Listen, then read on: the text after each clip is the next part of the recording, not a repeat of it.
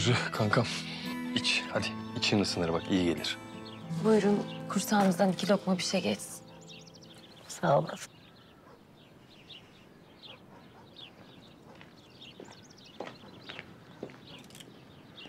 Sırrı abi geçmiş olsun. Fatma Hanım. Bunların hepsinin hesabı sorulacak biliyorsun. Başka zaman konuşalım. Değil mi? Sen nasıl istersen.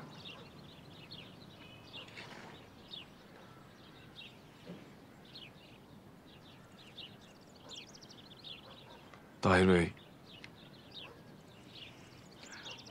Gonca ile konuşmam gerek müsaadenizle. Yani eğer canını sıkacak bir şey değilse... Hayır değil. Onu üzecek bir şey söylemem.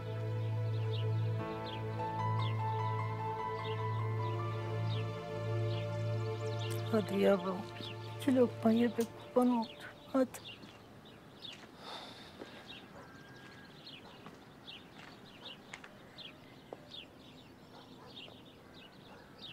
İzin var mı? Tabii ki buyurun.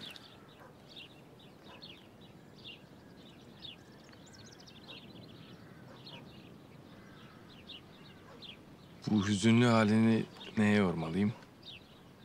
Toprağın gidişine mi? Sırrı abiye mi? Yani aslında benim bütün derdim Atabeylerin ceza almayacak olması. Evet belki şu anda ceza almayacaklar. Hapse girmeyecekler. Ama sana şeref sözü veriyorum. Yaptıkları cezasız da kalmayacak. İnşallah. Ama asıl mesele başka. Ben soruyu sana sorayım, sen cevabı kendine ver. Bu kadar kolay mı pes edeceksin? Hırsın, gururun, aşkından büyük mü? Bak. Ben sana bunu yap, şunu yapma demem, diyemem. Ama yüreğine sor derim. Eğer gururunu seçeceksen... şu an bırak gitsin. Ardına bile bakma. Ama eğer aşkını seçeceksen... lütfen, lütfen savaş. Bak. Bu savaşı ancak toprak yanımızda olursa kazanabiliriz. Ben yeni cepheler açıyorum. Sen toprağı buraya getir. Herkesin ortasında beni tehdit etti herifçioğlu ya. Gel. Rıfat Bey, Halil Bey, ben işten ayrılıyorum. Ne diyorsun kızım? O nereden çıktı? Ya şöyle, fabrikadaki herkes istifa etti topluca. Ne? Biz hepimiz Fuat Bey'in fabrikasında Gülsan'da çalışacağız.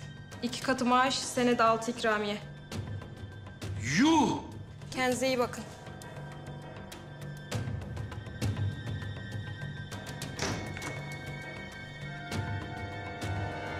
Hop! Durun lan, nereye gidiyorsunuz siz? Şu hale bak ya. Fabrika boşalmış, hepsi gidiyor. İşte ha, gelin buraya. Nereye gidiyorsunuz siz ya? İliğimizi, kemiğimizi sömürdünüz yıllarca. Yetmedi mi? Rıfat Ağa, Halil Bey, keser döner, sap döner. Gün gelir, hesap döner. Ne demişler? Keser döner, sap döner. Gün gelir hesap döner.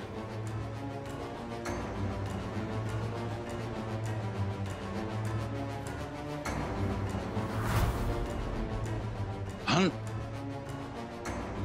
Ulan siz nankörsünüz be, nankör! Şu hale bak ya. Fuat söyleyeceği sözleri bile ezberletmiş bunlara.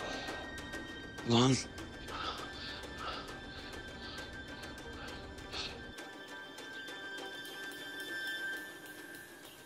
Gonca, sana söylediklerimi iyi düşün. Halil ve Rıfat Atabey'i yıkabilmenin tek yolu sizin toprakta tekrar birlikte olmanız. Gerisini ben hallederim. Tamam. İyi ol. Siz de.